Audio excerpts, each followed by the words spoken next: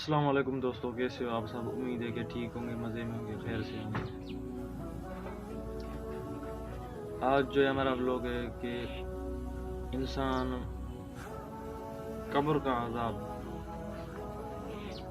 कब्र के अजाब की बात आज हम बात करेंगे कि अल्लाह का एक बंदा था, वो इंसान था, गुनाहगार था।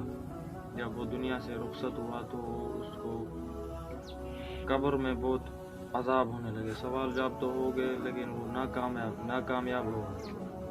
फरिश्तों ने पूछा तुम्हारा रब कौन है, उसमें भी नाकामयाब। उन्होंने 3 जो सवाल होते हैं वो सारे उनसे किए, लेकिन वो कामयाब नहीं हुआ। तो फिर जो है उसको अजाब होते होते होते एक दिन जो है वो पड़ा हुआ था, तो अजाब कम हो गया। एकदम से ही अजाब कम हो गया, अजाब कम हो गया और जन्नतुल फिरदौस से खिड़की खुल गई, उधर से हवाएं आने लगी। हवाएं जो आने लगी तो वो बंदा हैरान रह गया। अल्लाह पाक को कहने लगा कि मेरे रब, ये क्या माजरा है? पहले मुझे इतना अजाब था, इतनी तकलीफ थी, अभी ये क्या? तो अल्लाह पाक ने फरमाया कि तुमने जब निकाह किया था तो कुछ टाइम के बाद तुम्हारा बच्चा हुआ था छोटा, तुम उसको दुनिया में छोड़ के आए थे। तो वो जब मस्जिद शरीफ गया है तो उसने पहला अल्फाज किया है बिस्मिल्लाहिर्रहमानिर्रहीम। तो मैं कोई इतना बड़ा जालिम तो नहीं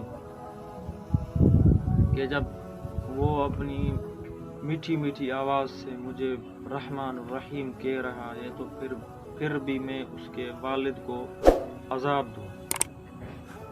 आप समझ सकते हैं कि सिर्फ रहमान रहीम कहने पे अल्लाह जल्ला जलालहू ने उनके अजाब कम कर दिए। तो हो सके जितना हो सके इस्लाम को बढ़ाओ, आगे इस्लाम को बढ़ाओ। ये अंग्रेजी कल्चर को छोड़ो, ये डिग्रियां वगैरह कुछ भी काम नहीं आएंगी। बहुत से लोग ये कहते हैं कि हम जब मौलवी बन गए तो हम किधर से खाएंगे। मौलवियों को देखो इस वक्त कितनी अरूज पे बैठे हुए हैं, अल्लाह उनको कितना रिस्क दे रहा है, खा रहे हैं, पी रहे हैं, ऐश कर रहे हैं। कितनी बड़ी उनकी इज्जत है, पूरी दुनिया में उनकी इज्जत है, जहाँ जाते हैं उनकी इज्जत है। ये डिग्रियां वगैरह ये कुछ भी नहीं है, ये सिर्फ दुनिया की इज्जत है। फिर भी जलील होते होते 20 साल गुजर जाते हैं पढ़ाई करते करते। उसके बाद फिर 5-10 साल डिग्री के पीछे भागते 30 साल की उम्र गुजर गई। पीछे क्या बचा? फिर पीछे जाके बचा 20 साल। तो इस 20 साल में भाई आप क्या खाएंगे, क्या पिएंगे, क्या करेंगे? अगर नींद को अगर उसमें आधा करो तो 10 साल तो ये नींद में गुजर जाती है। फिर पीछे बच गए 10 साल। तो जो जिंदगी है वो आखिरत की है, ये दुनिया कुछ भी नहीं है। इस दुनिया में तो एक मिनट का भी हमें टाइम नहीं। अल्लाह को मानो, नमाज कुरान ज़्यादा से ज़्यादा पढ़ो। मैं खुद गरीब हूँ, गुर्बत है, इसीलिए बाहर नहीं निकल सकता। तबलीग जमात ये आप देखते हैं कि अल्लाह के प्यारे खुश नसीब हैं। खुद को गरीब हूँ इसीलिए बाहर नहीं निकल सकता। फिर अल्लाह ने मुझे एक समझ दी कि ये जो मोबाइल है तुम्हारे हाथों में, ये एक बड़ी चीज़ है, इस पे जो भी हो सके बनाओ। मैं कोई इतना बड़ा आलिम नहीं, मुझसे जो मुझसे जो हो रहा है वो मैं कर रहा हूँ।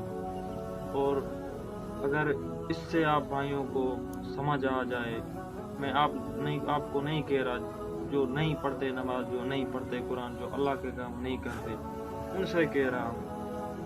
सिर्फ आप नमाज शुरू करेंगे तो उसकी वजह से आपका जो दर्जा बुलंद होगा तो वो अल्लाह ही जानता है, लेकिन उसी से मेरा भी दर्जा अल्लाह के सामने बुलंद होगा। तो हो सकता है कि एक दिन ये मरने के बाद ये जो मेरी बख्शिश का जरिया बन जाए। तो मुझे भाई और कुछ नहीं चाहिए। अल्लाह आप सबको समझने की तौफीक अता फरमाए। और यही था आज का हमारा व्लॉग। अगर आपको अच्छा लगा हो तो लाइक करें, शेयर करें और थोड़ा बहुत सब्सक्राइब भी कर दिया करें, थोड़ा बहुत, ज़्यादा नहीं। अल्लाह हाफिज़।